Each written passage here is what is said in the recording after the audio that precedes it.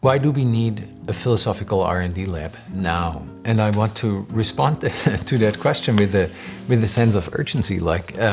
We need a philosophical R&D lab now because we live through a very profound period of philosophical discontinuity.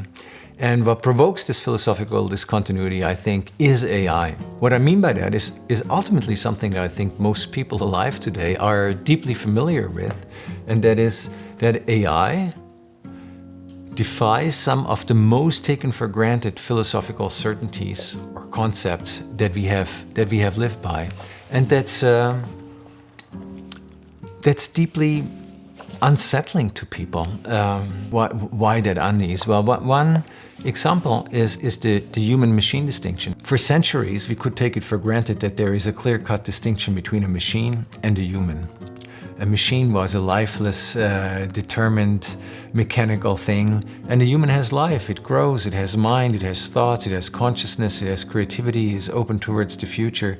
And AI defies this distinction. AI doesn't quite fit into this. It's not that it doesn't have qualities of a machine. It's a technical built artificial system, if you will. It's just that it also has qualities like learning, like agency, like language, like some level of thought or creativity that we thought lifeless technical things cannot have. So this formerly clear-cut distinction suddenly looks like a spectrum where AI has begun to leave the machine box and it moves towards the living organism box, and that is confusing to people. That is something that deeply unsettles the logic of understanding with which we have lived. There's now something in the world, AI, that defies the way in which we have classified things, the way in which we have ordered things. There is something that doesn't fit into any box or any category of order. What can we do in a situation that is almost an epochal rupture, where one form of understanding the world, of experiencing the world, one form of thinking seems to come to an end, and a new one will open up and will begin, but it is so new and so amorph at present that all we know is that the old concepts no longer work. Is like losing a compass.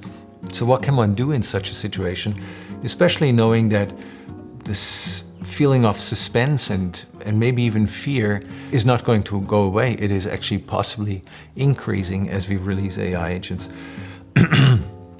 So it's in this context, in this situation of discontinuity, that I ask, why do we need a philosophical R&D lab? Well, we need a place where people can calmly ask which ones of the certainties or the concepts that we have lived by no longer work.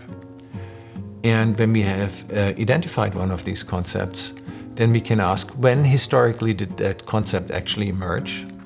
How did that concept change how we think and understand the world?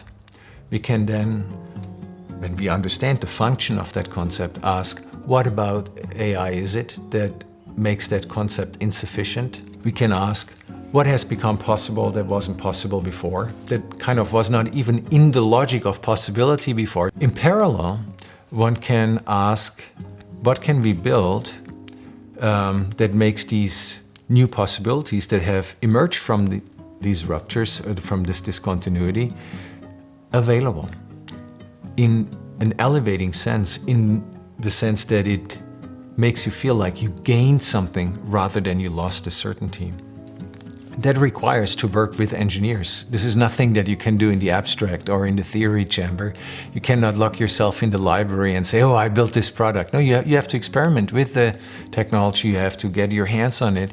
You have to ask questions of it. You have to listen to its responses, and very gradually build products that are optimized for that newness that the AI brings into the world. That's what I would call philosophical R&D. It's philosophical research on the conceptual level, identifying the newness that has become possible and building it. And I think that that's an extremely powerful, incredibly important, and so easily undervalued practice for helping us navigate this epochal shift that we live through.